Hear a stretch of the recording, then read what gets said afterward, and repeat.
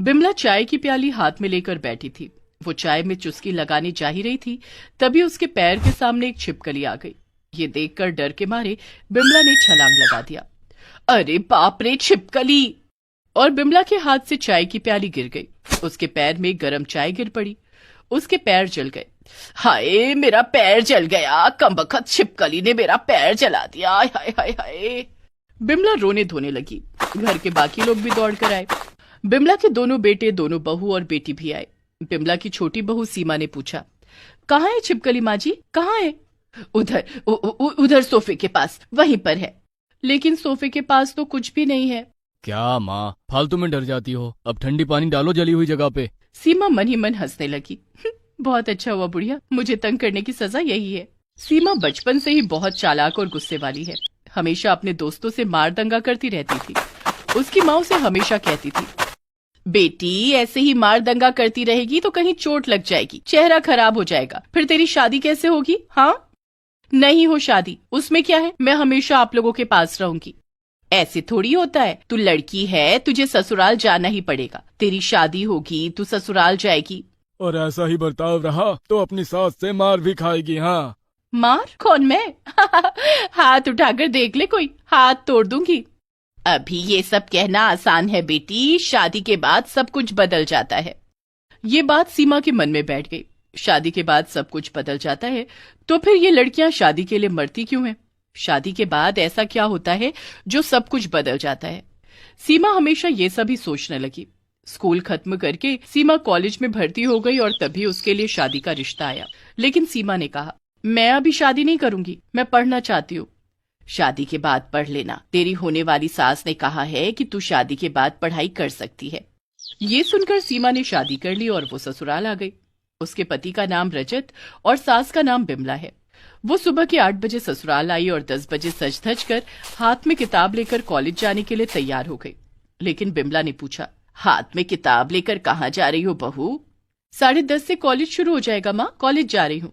College? अभी अभी घर पर आई हो, तुम कॉलेज नहीं जा सकती, कितने सारे मेहमान आए हुए हैं। बिमला ने सीमा को कॉलेज नहीं जाने दिया। सीमा को बहुत बुरा लगा। उसने सारे मेहमानों की खातिरदारी की। अगले दिन सीमा फिर से कॉलेज जाने के लिए तैयार होने लगी, लेकिन फिर से बिमला ने कहा, आज कॉलेज नहीं जा सकती बहू, बड़ी बहू के काम में हाथ बटाओ। सीमा की जेठानी उर्मिला ने कहा, हाँ हाँ, पढ़ाई करने वाली महारानी आई है घर में, काम थोड़ी करेगी, इसे तो सर पर चढ़ाकर नाचना होगा हमें। ऐसे क्यों बात कर रही हो दीदी? माँ जी ने शादी से पहले कहा था कि मैं पढ़ाई कर सकती हूँ। हाँ हाँ कहा था, लेकिन अभी पढ़ाई करने का समय थोड़ी है। अभी तो तुम घर संभालोगी, कुछ दिनों बाद बच्चे होंगे, उन्हें संभालोगी, उसी पर ध्यान दो। सीमा घर के कामकाज करने लगी। उसकी जेठानी बात बात पर उसे टोकने लगी, काम वाम कुछ आता है कि नहीं, या सिर्फ पढ़ाई ही किए हो मायके में? माँ ने काम सिखाया है मुझे सब कुछ आता है। बहुत अच्छी बात है, तो फिर आज सारा काम तुम करो, मैं आराम करती हूँ। कब से मैं अकेली ही काम करे जा रही हूँ। उर्मिला आराम फरमाने लगी। सीमा को सारा काम करना पड़ा। वो गुस्से में लाल हो गई। शाम को रजत घर लौटा तो सीमा ने उससे कहा, देखिए मुझे पढ़ाई करनी है, माँ जी और जेठानी जी मिलकर मुझसे बस काम करवाए जा रही हैं, मुझे पढ़ाई करके कुछ बनना है। अरे सीमा, गुस्सा क्यों करती हो? अभी तुम नहीं हो ना, धीरे धीरे आदत पड़ जाएगी। और माँ जी के बारे में उल्टा सीधा मत कहो, माँ जी बुरा मान जाएंगी। सीमा ने अपनी माँ को कॉल लगाया और सब कुछ बताया, लेकिन उसकी माँ ने भी कहा, बेटी अब वही तेरा घर है, वो लोग जैसा बोल रहे हैं वैसा ही कर, नहीं तो वो लोग बुरा मान जाएंगे, और कुछ भी गड़बड़ हुई तो मैं यहाँ अपने रिश्तेदारों को क्या मुंह दिखाऊंगी। ये सब सुनकर और देखकर सीमा को समझ में आ गया कि शादी के बाद सब कुछ बदल क्यों जाता है। सीमा ने अपने मन में ही कहा, पढ़ाई तो मैं करके ही रहूंगी, इन लोगों के चक्कर में मैं अपना फ्यूचर बर्बाद नहीं करूंगी, मुझे बस एक प्लान बनाना पड़ेगा। रात को खाने की टेबल पर सभी खा रहे थे। इतने में बिमला और उर्मिला के सामने टेबल पर एक बड़ी सी छिपकली गिर पड़ी। अरे बाप रे, छिपकली! हे प्रभु, बचाओ बचाओ, छिपकली से बचाओ। दोनों अपनी अपनी कुर्सी से उठ गए और डर के मारे चिल्लाने लगे। एक छोटी सी छिपकली से आप दोनों डर गए? बहुत हंसी आ रही है ना? अगर इतनी ही हिम्मत है तो छिपकली को हटाओ वहां से। सीमा ने तुरंत छिपकली को हाथ में पकड़ लिया। ये लीजिए, छिपकली तो मेरी दोस्त है, मैं इन लोगों के साथ बचपन से खेलती आ रही हूँ। वाह सीमा, तुम सच में बहादुर हो। सीमा ने छिपकली को घर के बाहर छोड़ दिया और उसके दिमाग में एक आइडिया आया। छिपकली, हाँ छिपकली से इन लोगों को मजा चखाऊंगी। अगले दिन सुबह सुबह नाश्ते के लिए आटा गूंथकर उस आटे से सीमा ने एक छिपकली बनाई। हाँ, एकदम बढ़िया। अब बस देखो आगे आगे होता है क्या। सीमा ने उस आटे की छिपकली की पूंछ में रस्सी बांधी। उसके बाद उसने बिमला को चाय दी। बिमला सोफे पर बैठी हुई थी। सीमा ने बिमला के सामने ही आटे की छिपकली को गिरा दिया। कुछ सेकंड बाद बिमला ने उस छिपकली को देखकर डर के मारे अपने ही पैर पर चाय गिरा दी। सीमा ने रस्सी खींचकर आटे की छिपकली को अपने पास बुला लिया और फिर वो सास के पास आ गई। कहाँ है छिपकली माँ जी, कहाँ है? उधर उधर सोफे के पास, वहीं पर है। लेकिन सोफे के पास तो कुछ भी नहीं है। क्या माँ, फालतू में डर जाती हो? अब ठंडी पानी डालो जली हुई जगह पे। बहुत अच्छा हुआ बुढ़िया, मुझे तंग करने की सजा यही है। बिमला आराम करने लगी और उर्मिला रसोई में दोपहर का खाना बनाने में लग गई। सीमा ने पीछे से उर्मिला के हाथ में आटे की छिपकली को रख दिया। आ! उर्मिला इतनी जोर से चिल्लाई कि सभी भागते हुए वहां आ गए। लेकिन तब तक सीमा ने रस्सी खींचकर छिपकली को अपने पास बुला लिया था। उर्मिला के पति रतन ने कहा, क्या हुआ, चिल्ला क्यों रही हो? छिपकली थी, बहुत बड़ी छिपकली, मेरे हाथ पर गिर गई। थी मतलब कहाँ गई? पता नहीं जी, गायब हो गई। गायब हो गई? ये कोई मजाक चल रहा है क्या? तुम सबको क्या हो गया है? छिपकली का भूत देख रही हो? किसी ने उर्मिला पर यकीन नहीं किया।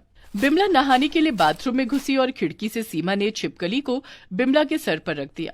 बिमला डर के मारे बाथरूम में इधर उधर दौड़ने लगी। बचाओ बचाओ, छिपकली से बचाओ। सीमा हंसती रही। वो अपने आटे की नकली छिपकली से बिमला और उर्मिला को डराती रही। वो दोनों परेशान हो गए। आजकल छिपकली बहुत बढ़ गई है माँ, कुछ करना होगा। चलो बड़ी बहू, कल बाबा के आश्रम चलते हैं, वो हल निकाल देंगे। अगले दिन दोनों सुबह सुबह आश्रम के लिए निकल गए। घर के दोनों मर्द काम पर चले गए। सीमा अकेली घर में खाना बनाने लगी। बिमला और उर्मिला दोनों दोपहर तक लौटने वाले थे। जो करना है आज ही करना पड़ेगा, आज तो मजा ही आ जाएगा। सीमा ने आटा गूंद गूंद कर एक बहुत बड़ी छिपकली बनाई। वो छिपकली 2 इंसानों के बराबर थी और उसे मेन गेट के पास रख दिया। दोपहर को बिमला और उर्मिला घर लौटे और मेन गेट खोलकर जैसे ही अंदर आए वैसे ही इतनी बड़ी छिपकली को देखा। उनके रोंगटे खड़े हो गए। ते क्या है धऊ? थी तिप्तली। दोनों बहुत ज्यादा डर चुके थे।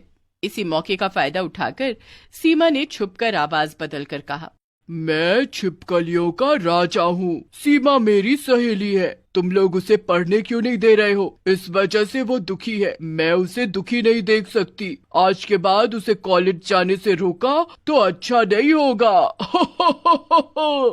बिमला और उर्मिला दोनों बेहोश हो गए। तब सीमा ने उस छिपकली को तबाह कर दिया और चेहरे पर पानी डालकर बिमला और उर्मिला को जगाया। तुम यहाँ क्या कर रही हो बहू? जाओ जाओ कॉलेज जाओ। हाँ सीमा, कॉलेज जा, पढ़ लिख कर कुछ बन, घर के काम में संभाल लूंगी। सीमा मन ही मन हंसने लगी। इसीलिए कहते हैं कि सीधी उंगली से घी ना निकले तो उंगली टेढ़ी करनी पड़ती है। इसके बाद सीमा को कॉलेज जाने से किसी ने नहीं रोका। पढ़ लिख कर सीमा को एक सरकारी नौकरी भी मिल गई और खुशी से जिंदगी बिताने लगी। अनीता गांव में गरीब बच्चों के लिए एक स्कूल चलाती है। उसके स्कूल में करीब 10 अनाथ बच्चे पढ़ते हैं। वो लोग अनीता से बहुत प्यार करते हैं। अनीता भी उनसे बहुत ज्यादा प्यार करती है। गुड मॉर्निंग बच्चों, कैसे हो सब लोग? अच्छे हैं मैडम। मैडम आज आप बहुत सुंदर लग रही हो। अच्छा तो ये बात है। ऐसे ही अनीता स्कूल में सारे बच्चों के साथ हंसी मजाक करती रहती है। उसको बचपन से टीचर बनने का सपना था, लेकिन बचपन में ही उसके माता पिता का देहांत हो गया था। इसीलिए उसके चाचा चाची ने 18 साल की उम्र में ही जबरदस्ती उसकी शादी करवा दी। उसका पति रमेश एक नंबर का बेवड़ा निकला। ए अनीता, मुझे पैसे दे, मुझे आज दोस्तों के साथ शराब पीना है, दे। आखिर मेरे पास पैसे कहाँ से आएंगे? पैसे नहीं है तो ये ले। रमेश अनीता को मारने लगा। ऐसे ही रोज अनीता मार खाती रही। उसकी सास बिमला ने भी उसे बहुत उल्टी सीधी बातें सुनाई। तेरे चाचा ने 1 रुपया भी नहीं दिया दहेज में, तेरे साथ तो ऐसा ही होना चाहिए। अनीता अत्याचार सहती रही। वो सरकारी स्कूल में टीचर बनने का एग्जाम देने लगी। एग्जाम में तो वो पास हो गई, लेकिन इंटरव्यू में उससे कहा गया, देखिए ये नौकरी चाहिए तो 5 लाख रुपए मुझे देने होंगे। 5 लाख रुपए? लेकिन मैं गरीब हूँ, मेरे पास पैसे नहीं है। पैसे नहीं है तो भाग जाओ यहाँ से, पैसे देने वालों की कमी नहीं है। अनीता को सरकारी नौकरी नहीं मिली। इंटरव्यू से निकलकर घर लौटते वक्त वो एक पेड़ के नीचे बैठ गई और रोने लगी। आखिर इस दुनिया में गरीबों के साथ इतनी नाइंसाफी क्यों होती है? हे भगवान, मुझे राह दिखाइए। तभी अनीता ने देखा कि एक छोटा सा बच्चा हाथ में किताब लेकर फुटपाथ पर बैठकर पढ़ाई कर रहा है। उसके शरीर पर कपड़े नहीं हैं। अनीता ने उस बच्चे के पास जाकर पूछा, तुम्हारा नाम क्या है बेटा? तुम यहाँ ऐसी पढ़ाई क्यों कर रहे हो? मेरा नाम गुल्लू है, मैं अनाथ हूँ, भीख मांगता हूँ। मुझे पढ़ने का बहुत शौक है, लेकिन मुझ जैसे गरीबों को स्कूल में जगह कहाँ मिलती है, इसीलिए मैं यहाँ ऐसे पढ़ रहा हूँ।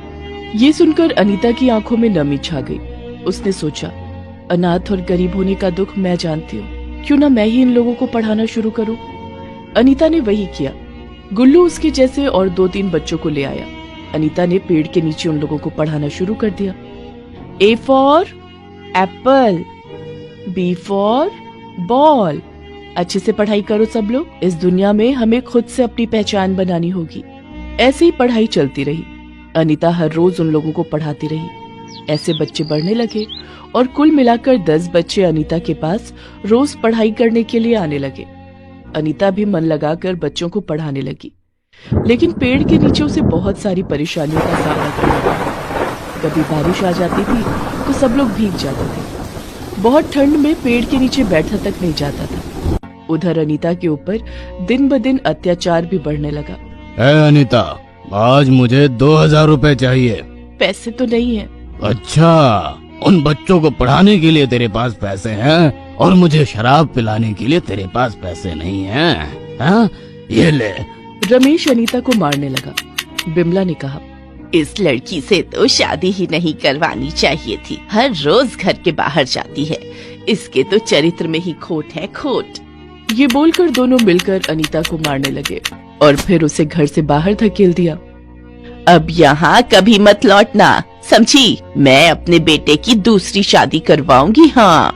अनीता रोती हुई वहाँ से चली गई और पेड़ के नीचे जाकर रोने लगी। तभी वो 10 बच्चे आए। क्या हुआ मैडम, आप रो क्यों रही हो?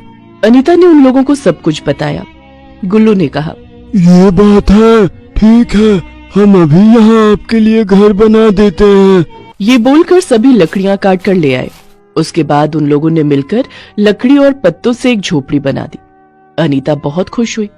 वाह, ये तो बहुत बढ़िया है, मैं यहीं पर रहूंगी और कल से यहीं पर तुम लोगों को पढ़ाऊंगी। इसका मतलब यही है हमारा स्कूल? हाँ, यही है स्कूल। अनीता खुश हुई। आखिरकार उसे एक स्कूल तो मिला, लेकिन सामने और भी मुसीबतें आने वाली थी। अगले ही दिन से अनीता ने उस झोपड़ी के अंदर पढ़ाना शुरू कर दिया और झोपड़ी के बाहर अनाथ झोपड़ी स्कूल के नाम का एक साइन बोर्ड भी लगवा दिया। बच्चे मन लगाकर पढ़ाई करने लगे। कुछ ही दिनों में ठंड का मौसम आ गया और झोपड़ी स्कूल के अंदर रहना मुश्किल हो गया। ओह, यहाँ कितनी ठंड है। इतनी ठंड में तुम लोगों की पढ़ाई कैसे होगी? हमें ठंड की आदत है मैडम, आप बस हमें पढ़ाइए। अनीता के पास खुद के लिए गर्म कपड़े नहीं थे। वो बच्चों के लिए कहां से गर्म कपड़े लाती? ठंड में कांपते हुए सभी पढ़ाई करने लगे। इतने में इंटर स्कूल कंपटीशन शुरू होने वाला था, जिसमें बहुत सारे स्कूल भाग लेने वाले हैं और उस कंपटीशन में जो स्कूल जीत जाएगा उन्हें सरकार की तरफ से फंड मिलेगा। क्यों ना मैं इन बच्चों को लेकर उस कंपटीशन में भाग लूं? अनीता उस कंपटीशन में भाग लेने के लिए चली गई, लेकिन उसे देखकर बाकी स्कूलों के टीचर हंसने लगे। झोपड़ी में स्कूल? ऐसा स्कूल इस कंपटीशन में भाग लेगा? हमारे इतने बुरे दिन आ गए क्या? अब घोड़े के रेस में गधे भी दौड़ने लगे क्या? अनीता ने सारे ताने नजरअंदाज कर दिए और कंपटीशन में अनाथ झोपड़ी स्कूल का नाम लिखवा दिया। स्कूल से लौटकर उसने सबसे कहा, इस कंपटीशन में हमें जीतना ही होगा, समझ गए? हाँ मैडम, हम ही जीतेंगे। कंपटीशन में 3 राउंड होने वाले थे। पहले राउंड में गणित, दूसरे राउंड में विज्ञान और तीसरे और आखिरी राउंड में आर्ट यानी कि छात्रों की शैल्पिक कार्य की परीक्षा ली जाएगी। उसके हिसाब से सभी पढ़ाई करने लगे। ठंड दिन ब दिन बढ़ने लगी। कंपटीशन से पहली वाली रात में अचानक से बारिश शुरू हो गई और झोपड़ी स्कूल के अंदर बारिश का पानी आने लगा। मैडम, बहुत ठंड लग रही है, ऊपर से सब कुछ भीग गया है। पता है, लेकिन तुम लोग हौसला मत हारो, ये मुश्किलें बस कुछ वक्त के लिए है। पूरी रात बारिश हुई और वो सब लोग भीगते रहे। सुबह होते ही सब लोग गीले कपड़े लेकर कंपटीशन में पहुंच गए। उन्हें देखकर सब लोग हंसते रहे। क्यों मैडम, झोपड़ी स्कूल में बारिश घुस गई क्या? अनीता और बच्चों को बहुत बुरा लगा, लेकिन किसी ने कुछ भी नहीं बोला। कंपटीशन शुरू हुआ। गुल्लू गणित का एग्जाम देने बैठा। वो गणित में अच्छा है। एग्जाम खत्म होने के बाद गुल्लू ने अनीता से कहा, आप चिंता मत कीजिए मैडम, परीक्षा बहुत अच्छी हुई है। कुछ देर बाद रिजल्ट आया तो देखा गया कि गुल्लू को सबसे ज्यादा मार्क्स मिले हैं। अनीता खुशी से झूम उठी। मुझे पता था गुल्लू, मुझे पता था कि यही होगा। अभी इतना मत उछलिए, अभी 2 राउंड बाकी है, कल मिलते हैं। अनीता बच्चों को लेकर झोपड़ी स्कूल में चली आई और सभी विज्ञान का प्रोजेक्ट बनाने में लग गए। सभी ने बहुत अच्छा प्रोजेक्ट बनाया और अगले दिन के राउंड में भी प्रथम स्थान अर्जन किए। बस और एक राउंड बचा है बच्चों, चलो शुरू हो जाते हैं।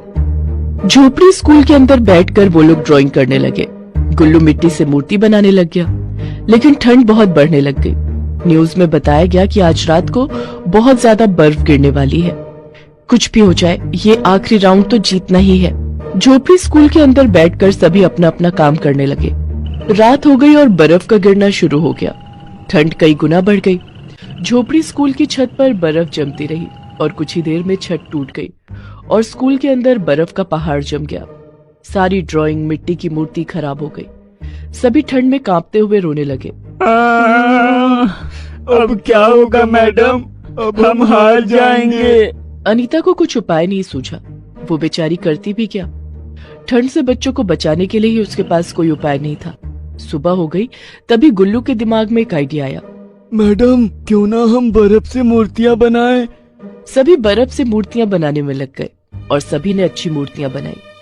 उधर कंपटीशन में अनीता और बच्चों को न देखकर जज खुद झोपड़ी स्कूल में चले आए और देखा कि स्कूल गिरा पड़ा है। उसके बावजूद बच्चों ने बर्फ से मूर्तियां बनाई है। वाह, मैं तो ऐसा ही एक स्कूल देखना चाहता था जहाँ के बच्चों में पढ़ाई करने की सच में इच्छा हो। इस कंपटीशन के विजेता है अनाथ झोपड़ी स्कूल। अनीता, इस स्कूल को सरकार से 10 लाख रुपए मिलेंगे और सरकार की ओर से यहाँ एक बड़ा स्कूल बनाया जाएगा। जिस स्कूल की हेड टीचर होंगी आप। आपका बहुत बहुत धन्यवाद। आज मेरा सपना पूरा हुआ। उसके साथ साथ इन बच्चों को भी दिशा मिल गई। कुछ ही दिनों में स्कूल बन गया। अनीता मन लगाकर पढ़ाने लगी। गुल्लू और बाकी सारे बच्चे वहाँ से पढ़ने के बाद कॉलेज चले गए और कॉलेज से उनको एक अच्छे जीवन की दिशा मिल गई। गांव में अनीता की मूर्ति बनाई गई और सभी अनीता से प्यार करने लगे और इसी तरह अनीता ने स्कूल में पढ़ाते हुए खुशी खुशी अपना जीवन बिता दिया।